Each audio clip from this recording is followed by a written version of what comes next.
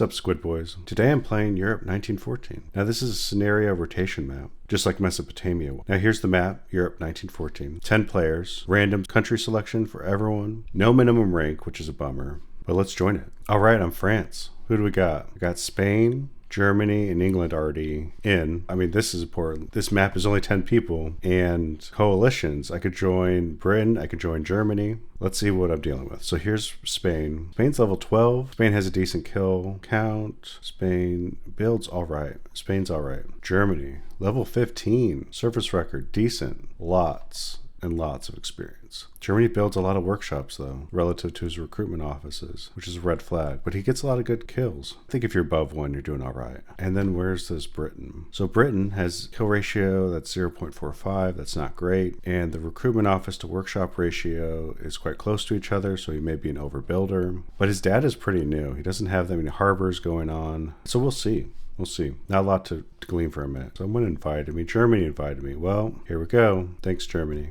Thanks, bro. And we're off. Oh, Italy's in? Good. We'll look at more people, but let me get my stuff together. It's depending really on... Message me back already. Welcome. It's really dependent on who Spain joins, how much defenses I need for everything. This map is unique. Now look at it. What's unique about this? Well, if I click on my character, 12 provinces. Not your 8 in the 100-player maps and not your 10 in the others. Next, you can see that there's 3 double resource provinces. I have steel, food, and food. Not bad. I also need to go to the stock market. Stock market's going to be pretty rough here, but what are you going to do? I'll deal with the stock market in a bit. But I need to decide what I'm going to do. Now, I need to probably take out Britain or Spain. I'm not afraid of Britain. I'm more concerned with Spain, so it's quite the dilemma. Do I build forts? Let me get my resources in order. I am low on energy. I need to build a workshop and an armored car there. I need to build a workshop and balloon. That's my go-to setup. Just seems so difficult to take out Britain from the seas. Oh, and Spain joined us. Okay, so Germany got Spain in. Well, that'll make things easier. So let's look at Italy. Italy's level 4. Italy's kill ratio is quite bad, but Italy's new.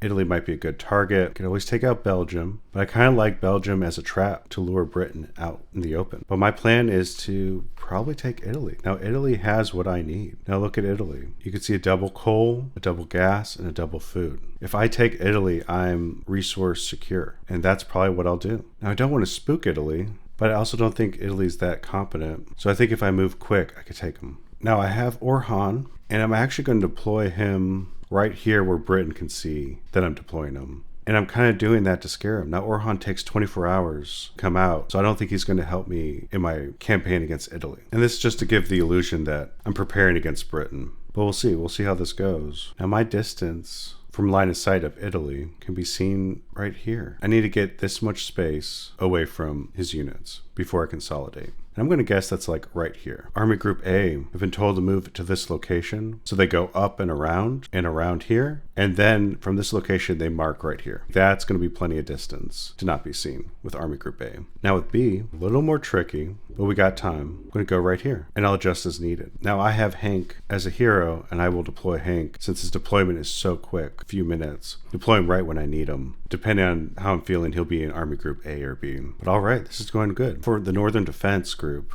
I am going to take out 9 infantry here at Brest, get them to Paris. My thinking is I just need 1 infantry here to see if they come by sea at all. Sea by sea. Troops are stronger together, so I need to have a stronger force. My northern defense force is going to be here at these 2 spots. Now let's see what my allies are doing. So I see Spain. Spain's building an armored car there. Spain's building barracks, an armored car. Spain's doing it wrong. Don't be like Spain. Spain built a barracks in a single resource province. Why don't we do that? We'll click at the barracks. When we click at the barracks, we see it has a daily upkeep, and this daily upkeep is the same for a single resource province and a double resource province. But what's magical about the double? Well, the barracks increases recruitment by 50%. Double resource provinces recruit infantry twice as fast. So the 50% goes much further when the magnitude is greater. Look at Toulouse. It's going to take a day and 20 hours. What is that? 44. We could round up to 45 hours. It's going to take to get infantry out in Toulouse. Here it's 22 hours. Again, look, 22 hours. 44, 22. One would say that the double resource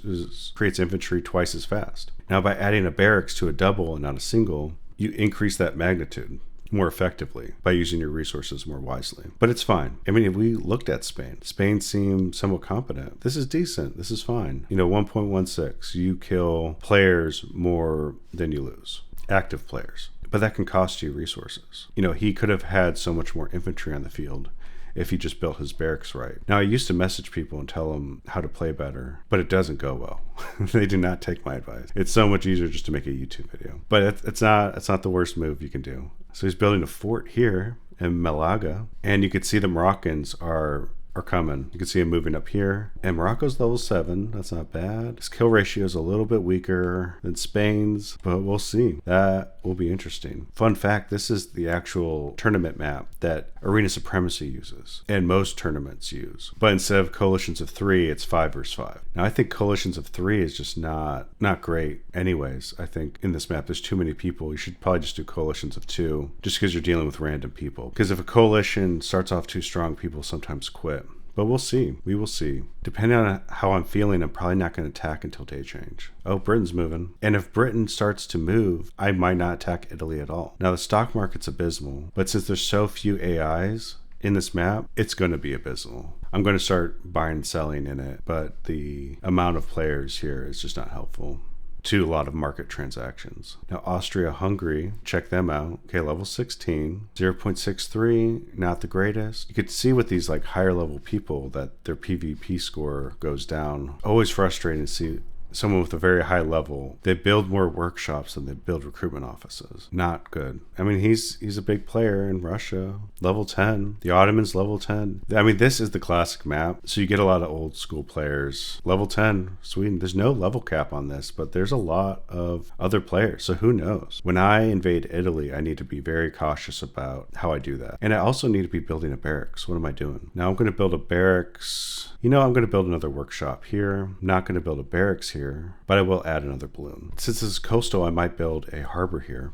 But this map goes fast. How I normally play won't be the same. But here in Limoges, I will build a barracks here. And I'm only going to stick with 1 barracks right now. Actually, no, I have 2. No, I'm going to build another barracks here at this double materials. And you know what? I'm just going to build a 3rd one. I think infantry and cavalry are going to do a lot of damage in this map. And that normally doesn't go with my playing style. But I have 2 foods, so I'm fine. And if I take Italy, I'll get another food. With small maps like these, the early game is the most important thing. Probably the biggest deciding factor on if I win or lose is the coalition I join, because again, this map is so small, and the actions I take in the next few days. And that's that. I will build a harbor in Bordeaux tomorrow, though, because harbors come out on day 2 now, which is great. I am hurt on energy. Honestly, that's not going to hurt me until later in the game. And if I take Italy, it'll be fine. But yeah, this is my plan. I think this is a good setup. I'm interested to see what Great Britain does here, moving out on the coast. And I really want him to attack Belgium, because I want to kill most of his troops on the continent of Europe first and then take him out. Because he also has what I need, which is double coal. A few hours from day change, Britain's army went up north here, which is not good because I've told Germany he's leaving his entire north exposed. But what are you going to do? Britain, Sweden are allies. They don't have a 3rd person yet. I think Russia declared war on Denmark, which is an AI country. Yes. So Denmark's right here. It's not good. That's not good at all. Assume Russia is going to be an ally, or Austria, maybe not the Ottomans, or Morocco. Yeah, so of active opponents, which there's actually quite a few, this might be an interesting fight. Britain, Sweden, Russia, Austria, and Morocco. Italy has not been moving,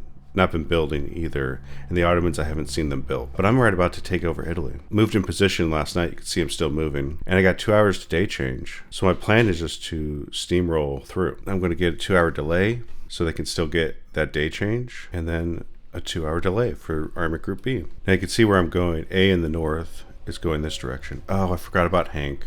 Wait, oh, you can only do it at the cap? Oh, I didn't think this through. I think I might be able to make that in 2 hours. Anyways, you can see where we're going. So Hank's going to show up in a few minutes. I'm going to try to get him in with Army Group B here. A's goal is just to clean up the north here and take Bologna. Now, depending on how well this goes, I may not send them south anymore because Austria is an active player and I need a force up here. Whereas B will go straight to the capital, hit it at day change, and then finish off the rest. That's why I wanted Hank with them. But that's my plan. New units are showing up now. Building 3 barracks, which is a lot. It's taking up a lot of my food. And I really need this gas and this coal, which is great. I'm quite excited for this. This is going to be good. I need to just be cautious and observe Austria. What does Austria do because I'm here? And I don't have a good defensive spot. Now, I'm not going to put troops here at Venice. I'm more likely place them in Milan and Bologna if Austria starts moving and starts mobilizing, but it's tricky either way. But Italy is really good because, one, Turkey, the Ottoman Empire, is not doing much. I could watch out for Morocco and assist to help take out Morocco, and it gives me another chance to point to attack Hungary so I can keep them on their toes. If time is on my side, I should take Italy and then help Spain, because if I take Morocco, Spain is freed up to help me against the northern European countries, Britain and Sweden, and whoever they ally with. I'm going to build a harbor here after this barracks is built in Bordeaux. I think I'm going to industrialize really well